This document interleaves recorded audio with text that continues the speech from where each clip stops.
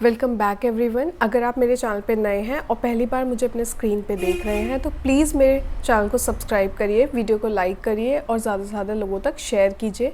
मैं health related topics पे video बनाती हूँ। अगर आपके मन में भी किसी टॉपिक से रिलेटेड डाउट है तो आप मुझे कॉमेंट सेक्शन में बता सकते हैं। मैं कोशिश करूँगी कि सरल से सरल भाषा में मैं उस टॉपिक के बारे में आपको जानकारी दे सकूँ। आज की ये जो वीडियो है ये मैं लेके आई हूँ महिलाओं के लिए, प्रेगनेंसी के लिए स्पेसिफिक। प्रेगनेंसी में क्या क्या चेंजेस एक महिला की बॉडी में होते हैं।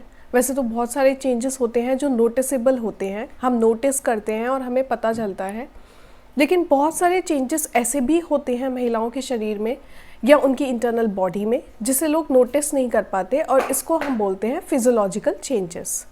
तो आज की वीडियो में हम लोग बात करने वाले हैं कि कौन कौन से फिजियोलॉजिकल चेंजेस जो होते हैं वो महिलाओं के शरीर में होते हैं ड्यूरिंग प्रेगनेंसी। तो एक जो मेजर चेंज होता है वो होता है हार्मोनल चेंज। ये हमारा फर्स्ट पॉइंट है।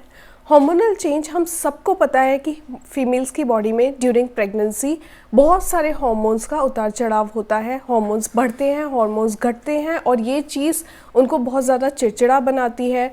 Different kind of mood swings उनके हो जाते हैं प्रेगनेंसी में और वो बहुत सारी अदर ऐसी ही चीज़ों को सफ़र करती हैं जैसे चिड़चिड़ापन, थकावट, मूड स्विंग्स। हार्मोन्स कौन कौन से होते हैं जो प्रेगनेंसी में ऊपर नीचे होते हैं? मेनली जो हार्मोन्स होते हैं वो होते हैं estrogen, progesterone and HCG, human chronic gonadotropin.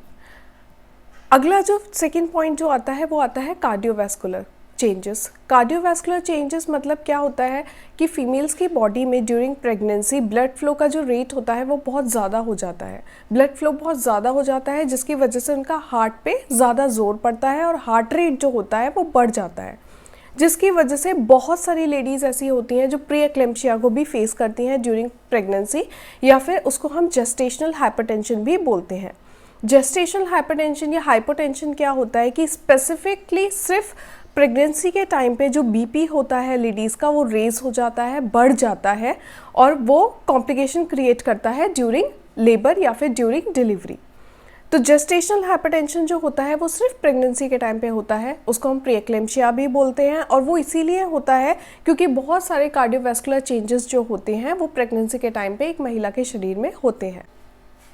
अगला जो चेंज आता है हमारा वो आता है रेस्पिरेटरी चेंजेस। अब क्या होता है, प्रेगनेंसी के टाइम पे डिमांड ऑफ ऑक्सीजन जो होती है वो इंक्रीज़ हो जाती है एक लेडी की बॉडी में। ऑक्सीजन उसको ज़्यादा क्वांटिटी में चाहिए होता है। दूसरी तरफ यूट्रस जो होता है वो एक्सपैंड हो रहा होता है, मतलब बड़ा हो रहा होता है, क्योंकि सेकेंड ट्राइमेस्टर और थर्ड ट्राइमेस्टर में जब बेबी बड़ा होता है तो यूट्रस भी बड़ा होता है, एक्सपैंड होता है, जिसकी वजह से डायफ्राम जो होता है वो अपवर्ड मूव होने लगता है, ऊपर की तरफ शिफ्ट होने लगता है, जिसकी वजह से जो हमारे ब्रेथ्स होते हैं वो कंप्लीट नहीं हो पाते, ब्रीथिंग रेट जो होता है वो डिक्रीज हो जाता है और जिसकी वजह से महिला को ब्रेथलेसनेस फील होती है या फिर वो डीप ब्रेथ्स लेने लगती है। तो ये एक रेस्पिरेटरी चेंज होता है। ब्रेथलेसनेस जो होता है वो हीमोग्लोबिन की इनसफिशिएंसी से भी होता है। अगर किसी लेडी का हीमोग्लोबिन जो है वो कम है और इनफैक्ट किसी भी पर्सन का अगर प्रेगनेंसी भी नहीं है और किसी का हीमोग्लोबिन जो है वो लो है तो भी उसको ब्रेथलेसनेस की कंप्लेन होती है। लेकिन हम यहाँ बात कर रहे हैं प्रेगनेंसी की, तो स्पेसिफिकली वो इसलिए होता है क्योंकि यूट्रस एक्सपैंड होता है और डायफ्राम जो होता है वो ऊपर की तरफ शिफ्ट होता है, तो ब्रीथ्स जो होते हैं वो इनकम्प्लीट रह जाते हैं और ब्रेथलेसनेस जो होती है वो फेस करती है। जो नेक्स्ट पॉइंट हमारा आता है वो आता है रीनल चेंजेस। रीनल चेंजेस में क्या होता है, जैसे कि हमारे बाकी ऑर्गन्स जो होते हैं वो प्रेगनेंसी से अफेक्ट होते हैं, वैसे ही हमारे किडनीज भी प्रेगनेंसी से अफेक्ट होते हैं। और इस सिस्टम में क्या होता है कि जब यूट्रस एक्सपैंड होता है तो वो यूरिनरी ब्लैडर पे जोर डालता है, जिसकी वजह से यूरिन जो होती है वो बार बार पास होती है, यूरिन फॉर्मेशन जो होता है वो भी इंक्रीज हो जाता है किडनी डिसफंक्शनिंग की वजह से। तो ये सब जो मैं बता रही हूँ ये सब पर्टिकुलरली उसी टाइम पे होता है जब एक लेडी प्रेग्नेंट होती है। ऐसा ज़रूरी नहीं है कि ये कंटिन्यू रहेगा या हमेशा रहेगा। जितनी भी चीज़ें मैंने अभी तक आपको बताई ये सिर्फ उसी टाइम पे होती हैं जब बेबी होता है पेट में। जब डिलीवरी हो जाती है तो ये चीज़ें अपने आप नॉर्मल हो जाती हैं। अगला जो हमारा पॉइंट आता है वो आता है डाइजेस्टिव चेंजेस। अब होता क्या है, जब इतने सारे हार्मोन्स में ऑलरेडी वेरिएशंस हो रहा है तो वो कहीं ना कहीं अदर सिस्टम्स को भी अफेक्ट करते हैं।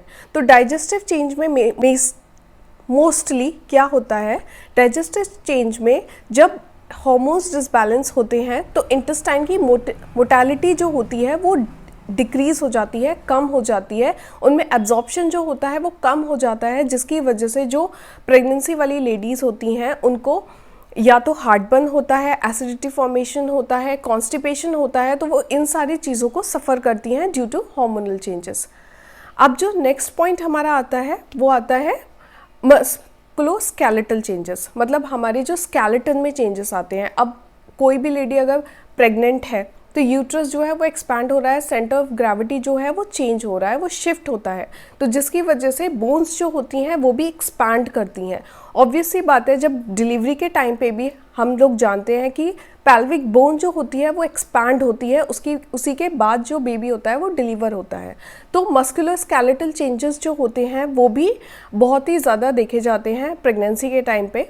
मैंने इस वीडियो में कवर किए थे फिजियोलॉजिकल चेंजेस जो हम लोग शायद अननोटिस करते हैं, नोटिस नहीं कर पाते क्योंकि वो हम सोचते हैं तो कॉमन है, बट ये चेंजेस भी एक लेडी को बहुत ही ज़्यादा डिप्रेस करते हैं क्योंकि ये ऐसे चेंजेस होते हैं जो वो किसी से शेयर भी नहीं कर सकती। तो ये वीडियो बनाने का मकसद सिर्फ इतना था कि जो हम देख पाते हैं उसके अलावा भी प्रेगनेंसी में बहुत सारे चेंजेस एक महिला जो होती है वो डील करती है, सफ़र करती है। प्रेगनेंसी जो होती है वो किसी के लिए भी एक बहुत ही ज़्यादा ब्यूटीफुल जर्नी होती है। तो ये वीडियो उन लोगों के लिए है जिनको इसके बारे में नॉलेज नहीं था। अगर आपको वीडियो पसंद आई हो तो मेरे चैनल को सब्सक्राइब करिए, शेयर करिए। मैं ये कोशिश करती हूँ कि ईजीएस्ट से ईजीएस्ट वे में मैं आपको सिर्फ नॉलेज दे पाऊँ, इन्फॉर्मेशन दे पाऊँ। अगर आपको किसी भी टॉपिक से रिलेटेड कोई भी कन्फ्यूजन हो या फिर क्वेश्चनिंग हो तो आप मुझे कमेंट सेक्शन में बेझिझक पूछ सकते हैं। तब तक के लिए बाय।